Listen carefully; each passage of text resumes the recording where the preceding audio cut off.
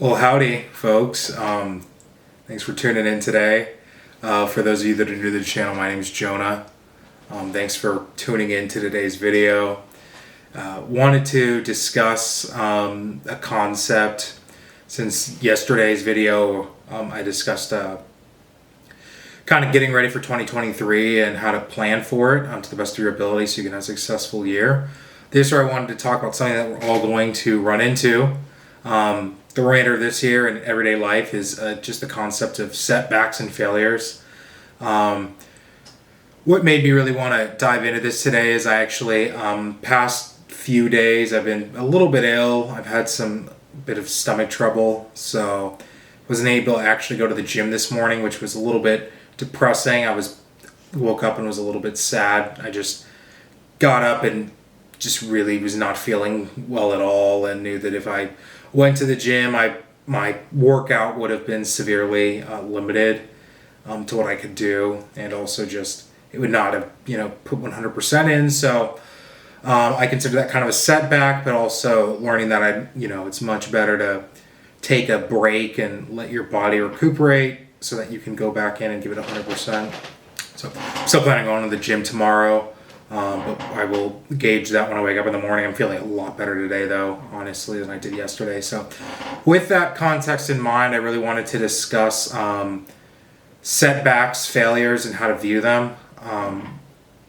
One thing that I've learned just through my 28 years of being here, failure is a part of life. Suffering is a part of life. The main thing is, though, is how we view and accept that suffering and failure, and how quickly we can dust ourselves off and get back up and get back out there and do what we need to do. So I actually, just some examples, I remember growing up, I was really competitive, specifically in school, always wanting to just be the top of my class, and didn't really take getting bad grades well, and specifically didn't really like negative feedback or critiques about myself. And that was something where it was like learned how to be successful, but never really learned how to fail properly. And that's something that I think a lot of people are working on or need to work on, is learning how to fail. We are conditioned so well in society now to be happy with our achievements, but then beat ourselves up so much more when we don't do something properly or make a mistake. And the funny part is I mentioned this the other day, this book that I'm reading called Grit by Angela Duckworth. There was a concept in the book that typically the most successful people understand failure and learn from their failures much quicker than people that are not comfortable with failing. Now, what does that really mean? It means that, like, let's say, for example, you're in school and you get a D on one of your tests, and it's like you're like, well, I studied for that, and I spent several hours preparing for this test, and why did I fail? Well, crap. It means most people get depressed about that, and are like, what did I do wrong? Like, I put all this work into it, and rather than looking at it from the lens of like, okay, we got a D. Where can we analyze our mistakes? What did we do wrong? How can we prepare to do better next time? So that's the mindset that I recently, in the past few years, have adopted.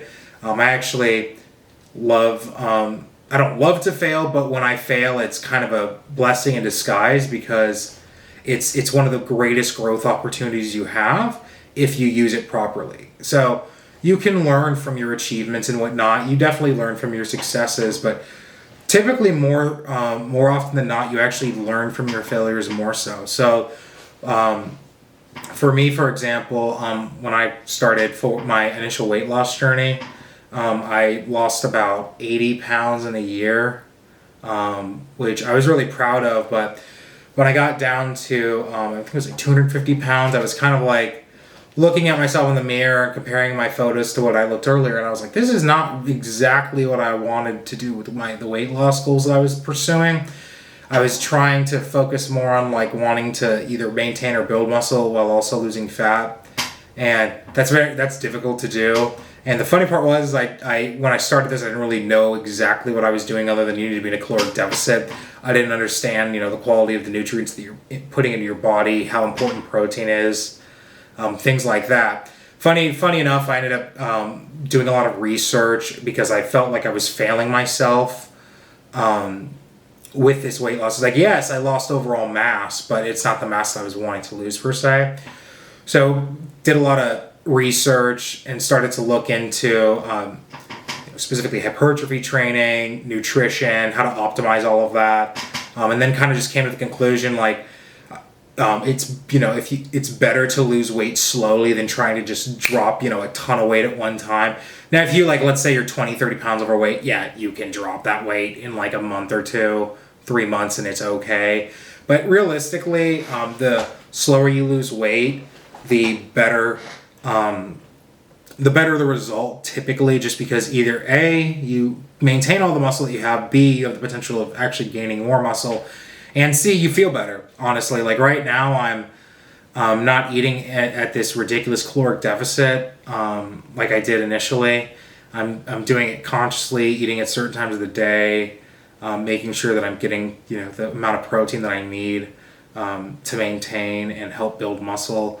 So that was something I learned. It took some time, but as soon as I kind of took a step back and really understood that I was not necessarily failing the weight loss, but failing the goal that I set out for myself, was able to reassess it and then attack it from an angle that actually makes sense. Now, that's just one example. Another example that you could potentially think of is starting a business. There's a book called The Lean Startup that discusses a theory. It's just called fail fast, and then fail fast so you can pivot faster. So what that means is, in businesses, you're going to fail. You're going to have, things aren't going to work out. Some of the initial goals that you set out are hey, we want to use this business model, and it doesn't end up working. So what you can do from that is you understand, okay, what are the areas of this that aren't working? What is working? And let's pivot from the things that aren't working to the things that are. And that's how I kind of view life now. Those mistakes and failures, I view those as opportunities to really grow and reassess areas that I need to work on. But it also allows me to pivot rapidly to something new. So in 2023, moving forward, and also just, I know a lot of people are going to have New Year's resolutions and are going to want to set out certain goals. I know one of the biggest New Year's resolutions is always, I want to get in shape. I want to start working out every day, or I want to go to the gym, or I want to get that beach body by the summer or whatnot. Those are really common. I see a lot of that stuff is related to health. Another one is finances. A lot of people want to get their finances under control, especially now in the just kind of the current state of the world. I can understand that I recently got laid off, so I completely understand that. But basically, the idea is it's okay to fail. There are going to be setbacks in life. That is perfectly normal. Ironically, usually when there is a failure, is a setback, that's a great time to reassess what you were working on or what you were doing so that you can go about it better. And rather than moping about a failure or a mistake or something that you did wrong or whatnot, use it as an opportunity to be all right, let's try something new. And in that trying something new, that gives you an opportunity to try multiple different facets, in essence like an A/B test. And if that fails, you just dust yourself off and get back up and do it again. And the funny part is as you learn that failure is perfectly normal and it's a part of life, and the ability to get up off the ground quickly from that, it is one of the greatest gifts you can provide to yourself. Now, here's the thing. I'm not saying don't mope about your setbacks, don't mope about your failures. Everybody gets depressed when they fail. Everybody gets sad. It's perfectly normal. That is biologically ingrained in us. When we fail at something, it's okay, I'm sad that I failed. Even today, when I wasn't able to go to the gym this morning just because I'm not feeling I'm just not feeling nearly as whole physically as I was even 2 or 3 days ago. But that in itself, it's yeah, I was depressed, but I was okay, that's fine. what we're going to do today is just allow our body to rest, get good nutrition in so that we can heal, and then we're going to go to the gym tomorrow. That's how I would view it. It's okay to take a split second or a little bit of time to let your brain process that failure. You might be sad about it. Not everybody is, of course, but most people are. I would say majority of people are going to be sad when they fail. But allowing yourself to process that quickly and then move on really lets you just have so much more time to focus on how you can keep on improving your life, your business, your goals, whatever you want to work on. So with that in mind, 2023 is right around the corner.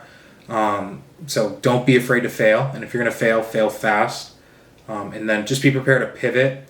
And, sometimes when you fail, you don't have to give up on something. That might just make you even double down on working harder to improve yourself next time. So it's like, funny enough, I read a story in this book, Grit, about this college.